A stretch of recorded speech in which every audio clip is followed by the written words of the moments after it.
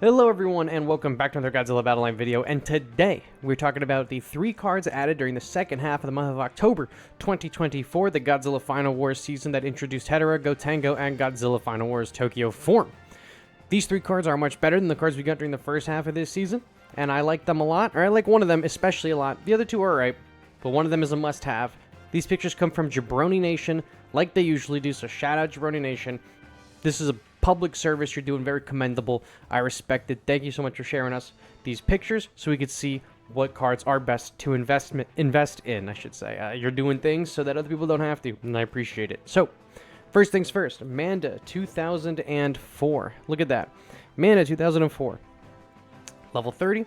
Its HP rank is 185. Its attack rank is 185. The effect on it is increases the movement speed of ground units by 12%. It targets all ground units. Cool. Pretty straightforward. Not a whole lot to discuss here. A lot of people like to increase their movement speed. We have cards that decrease movement speed. This card increases movement speed. There are some characters that benefit from an increased movement speed, like Godzilla Earth, like Godzilla or Mechagodzilla 2018. Gigan 04, the faster he is, the faster he can get across the map. Mothra, Aqua Mothra, likes to be fast. That's good. Gotengo doesn't count for this, neither does Stealth Bomber. Gigan 1972 counts for this as well. If you're trying to just speed up your cards, if you're using Gigan Leader, Biollante Leader, and you want to just juice up your ground units, this is a pretty good increase to that. So, not super terrible. I don't think this is particularly an amazing card. However, if this is the kind of strategy you are going for, then I can't blame you. This is pretty good. If you're going for a speed strategy, this is good. If you're not going for a speed strategy, I don't think it's very good, because if you just need a blue card to fill up your slots, this really doesn't give you a whole lot of stats. This is giving a lot of movement speed, not a whole lot of stats. So you're only going to really be using this if you are going to be running a deck that's based on speed. Next, Godzilla, Mothra, King Ghidorah, Giant Monsters All Out Attack 2001 poster. I actually have this framed. It's in storage right now, but I have this poster framed. It's one of my favorite Godzilla posters of all time. It's a phenomenal piece. So, at level 30, the HP rank is 140. And this is also at max stars, if you couldn't already tell. HP rank, 140. Attack rank, 252. Not a bad attack rank, but for a red card, that's expected. Increases the attack of 2-star monsters and GMK monsters by 14%.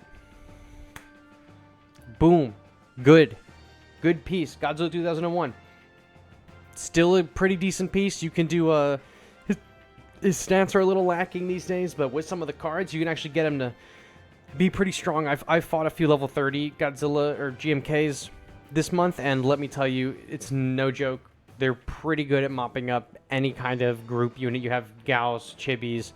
The Chibis just unlock them, but it's a whole other strategy thing. You can, get the Chibis out of there at the AoE.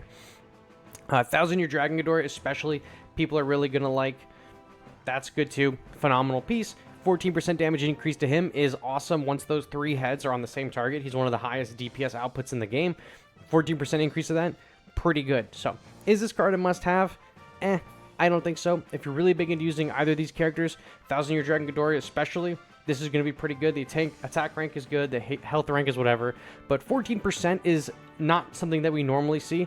There is some power creep with this card and the last card. We usually see stats max out at about 11%. Some of these platinum cards will start at like an 8 or 9%, and then the highest they'll go is 10 or 11%. But now we're seeing cards at 14%, cards at 12%. Probably in the next few months, we'll start seeing cards in the 20%. Just a theory. Is this card good? Sure. If you're using GMK monsters, pretty solid. If you're not, attack rank's fine. You could use this for your stat boost.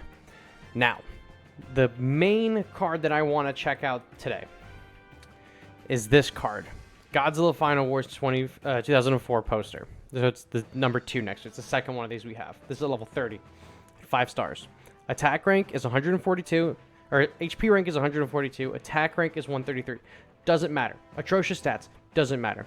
Increases cost recovery speed during battle by 15% at max level when the team's average cost, excluding the leader, is 5.5 or more.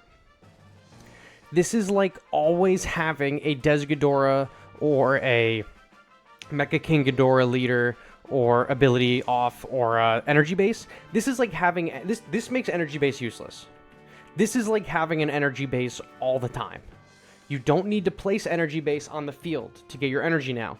This increases how fast your energy is charging by 15%. If your opponent doesn't have this card, their energy is charging at the regular rate. Yours is getting a 15% increase. At the end of the match, when everyone's energy is charging up at an increased rate, yours is charging faster. It's a 15% increase. This is one of, if not the best card in the game. I've seen people say it's overrated because you need to have a high energy cost to even utilize it. This is going to start bringing some high energy cost decks back into the meta, because you can use this with a Desgador leader, it's gonna stack. You can use this with Mecha King Ghidorah leader, it's gonna stack. You can use this with energy base, it's gonna stack. You can crank out an unhealthy amount of energy with this card. Now, previously in Godzilla Battle Line, we used to have a picture on the deck screen. I'll show you right here.